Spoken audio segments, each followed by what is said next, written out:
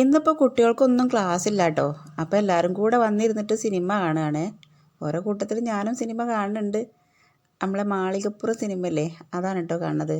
ഞാൻ എപ്പോഴായാലും സിനിമ ഒന്നുകിൽ പകുതിയിൽ നിന്ന് മുതൽ കാണും, അല്ലെങ്കിൽ മുഴുവനാക്കാൻ കഴിയൂല. അങ്ങനെയാണ് കേട്ടോ ഞാൻ ആ സിനിമ കാണുക.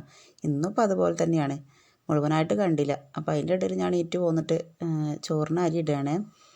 ചോറിന് വെള്ളം വെച്ചതിന് ശേഷമാണ് കുറച്ച് നേരം പോയി സിനിമ കണ്ടത്. പിന്നെ വന്നിട്ട് വേഗം അരി ഇട്ടാൻ നോക്കുകയാണ്. 2 നാഴി അരി എടുത്തിട്ടുണ്ട്. പിന്നെ ഞാൻ പോയി 1 നാഴിയും കൂടി എടുത്തുകൊണ്ട് വന്നു. റേഷൻ കടയത്തെ അരിയാണിത്. റേഷൻ കടയത്തെ അല്ല, അതേ ഒരു ടൈപ്പ് അരിയാണ്. വേഗം വേവുന്ന താളനരിയാണ് കേട്ടോ. ഇതുവരെ നമ്മളെ വീട്ടിലുള്ളത് ജയ അരിയായിരുന്നു കേട്ടോ. അപ്പോൾ അതൊരു 2 നാഴി ഇട്ടാൽ ഒരു 4 നാഴീൻ്റെ മേനി ഉണ്ടായിരുന്നു. ഇതിപ്പോൾ 2 നാഴി ഇട്ടാൽ 1 നാഴീൻ്റെ മേനി തന്നെ കാണാനില്ല. അപ്പോൾ എനിക്ക് പേടിയായിട്ട് ഞാൻ പിന്നെയും പോയിട്ട് കുറച്ചും കൂടെ അരി എടുത്ത് വന്നു. കുട്ടികളൊക്കെ ഉള്ളതല്ലേ. അപ്പം ഇനി ചോറ് ഉണ്ടാവാണ്ടിരിക്കണ്ടെന്ന് കരുതിയിട്ട് ഞാൻ ഏതായാലും 1 നാഴി അരിയും കൂടി ഏറെ എടുത്തു. അങ്ങനെ 2-3 പ്രാവശ്യമൊക്കെ ആയിട്ട് അരി കഴുകുകയാണ് കേട്ടോ. എൻ്റെ അച്ഛമ്മയൊക്കെ പറയും ഒരു 6-7 പ്രാവശ്യമെങ്കിലും അരി കഴുകണം എന്നാണ് പറയുക കേട്ടോ. 6-7 പ്രാവശ്യം ഞാൻ കഴുകിയിട്ടില്ല, ഒരു 3-4 പ്രാവശ്യം ഞാൻ കഴുകിയിട്ടുണ്ട്. അങ്ങനെ വേഗം എന്താ നല്ല തിളച്ച വെള്ളത്തിലാണ് കേട്ടോ അരി ഇട്ടണത്. ഈ വേവ് കുറവുള്ള അരി ആയതുകൊണ്ട് ഇതിൻ്റെ ഒപ്പത്തിനൊപ്പനെ നിൽക്കും വേണം, അല്ലേ വെച്ചാൽ പിന്നെ വേഗം പായസമാവും. അപ്പോൾ പിന്നെ വെള്ളം ചൂറ്റിയാലും ഒരു സുഖം കിട്ടില്ല. അപ്പം ഞാൻ നല്ലോണം വെള്ളം വെച്ചിട്ട് അങ്ങനെ അതിലേക്ക് അരി ഇട്ടിട്ട് വേവിക്കുകയാണ്. ഒന്ന് കണ്ണ് തെറ്റുമ്പോഴത്തേനും ഇത് വേഗം വെന്ത് പായസമാവുന്നൊരു അരിയാണ്. പക്ഷേ ഇതാണ് കേട്ടോ കഴിക്കാൻ സുഖം. ഇതുവരെ ഉണ്ടായിരുന്ന അരിനെ കൊണ്ട് ഭയങ്കര ശല്യമായിരുന്നു. അത് നമ്മൾ കുഴച്ച് കഴിക്കുമ്പോൾ അത് അങ്ങോട്ട് തെറിച്ച് പോകേണ്ട ടൈപ്പ് അരിയുന്നു. പിന്നെ ഞാൻ കുട്ടികളൊക്കെ വേഗം പറഞ്ഞു വെച്ചു. ഞാൻ വേഗം അകം കടിച്ചൊരു വൃത്തിയാക്കിയേ. പിന്നെ വേഗം ഞാൻ മുറ്റത്ത് പോയിട്ടൊരു കർമൂസ എടുത്ത് കുത്തിക്കൊണ്ടുവന്നു. പിന്നെ അത് വേഗം കർമൂസ ആണെന്ന് അറിയാണ്ടിരിക്കാൻ വേണ്ടിയിട്ടാണ് കേട്ടോ ഈ പരിപാടി. ഇങ്ങനെ ചീവി എടുത്തത് കേബേജാന്ന് പറഞ്ഞിട്ട് കുട്ടികൾക്ക് കൊടുക്കാമെന്ന് വിചാരിച്ചിട്ടാണ് കേട്ടോ. കർമൂസയാണ് ഉപ്പേരി എന്നൊക്കെ പറഞ്ഞാൽ കഴിക്കാൻ കുറച്ച് മടിയാണ് എൻ്റെ അമ്മൂക്ക്. അമ്മൂസൊട്ട് പിന്നെ അങ്ങനെയൊന്നും കഴിക്കാനായിട്ടില്ല. എന്നാലും പിന്നെ അമ്മൂസിന് എന്നാന്നും അറിയാത്തതുകൊണ്ട് അമ്മൂസിനെ ഞാൻ എങ്ങനെയെങ്കിലുമൊക്കെ കഴിപ്പിക്കും. അനുമോളെ കഴിപ്പിക്കാനാണ് പാട്. അപ്പം അങ്ങനെ വേഗം കർമൂസയൊക്കെ ചീവി എടുത്തു, കടുക് പൊട്ടിച്ച് കറിവേപ്പിൻ്റെയും പച്ചമുളകും ഇട്ട് നമ്മൾ ഉപ്പേരി ഉണ്ടാക്കിയെടുക്കുകയാണ്.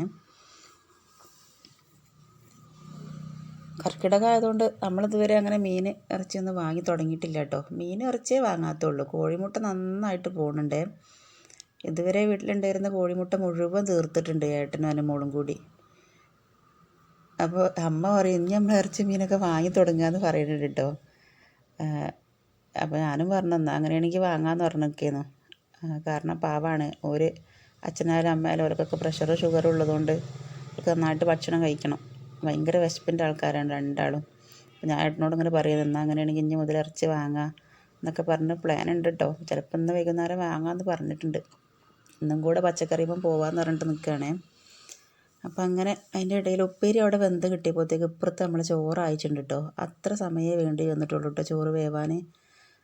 ഒന്ന് കണ്ണ് തിരിയുമ്പോഴത്തേനും വേവ് കയറുന്നൊരു അരിയാണിത്. അപ്പോൾ ഞാൻ അടുക്കളയിൽ നിന്ന് ഒഴിഞ്ഞ് പോവാതെ നിന്നതാണ്. ഉപ്പേരി വേവിച്ച് തിരിഞ്ഞ് വന്നപ്പോഴത്തേക്ക് നമ്മൾ ചോറായി കിട്ടി.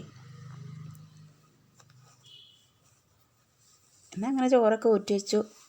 കൊട്ടക്കയിലാണ് കേട്ടോ ഞങ്ങൾ ചോറ് ഊറ്റുക. ആ ഊറ്റുന്ന സാധനത്തിനാണ് നമ്മൾ കൊട്ടക്കയിൽ എന്ന് പറയുക. നമ്മുടെ നാട്ടിൽ അങ്ങനെയാണ് പറയുക കേട്ടോ അതിന്. അങ്ങനെ ചോറൊക്കെ ഊറ്റി വെച്ചു. പിന്നെ വേഗം കുടിവെള്ളം വയ്ക്കുകയാണ് കേട്ടോ. ഇന്ന് കുടിവെള്ളം കുറച്ച് കുറവാണ്. അപ്പം അങ്ങനെ വേഗം കുടിവെള്ളമൊക്കെ വെച്ചു.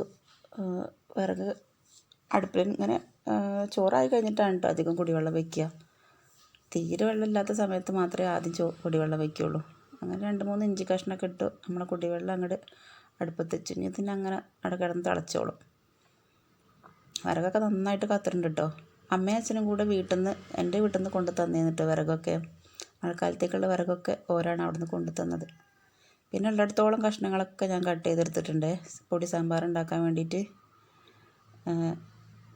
തേങ്ങ ഇല്ലാത്തതുകൊണ്ട് പൊടി സാമ്പാർ ഉണ്ടാക്കുകയാണ് കേട്ടോ. പരിപ്പുമില്ല. പിന്നെ വെറും പൊടികൾ മാത്രം ഇട്ടിട്ടാണ് ഉണ്ടാക്കുന്നത്. മല്ലിപ്പൊടി, മഞ്ഞൾപ്പൊടി, മുളക് പൊടി, സാമ്പാർ പൊടിയും ഉപ്പും നമ്മളെ കായം കൂടി ഇട്ടിട്ടാണ് കേട്ടോ ഉണ്ടാക്കുന്നത്. ഞാനിപ്പോൾ ഈ തിരഞ്ഞുകൊണ്ടിരിക്കുന്നത് കായാണ്.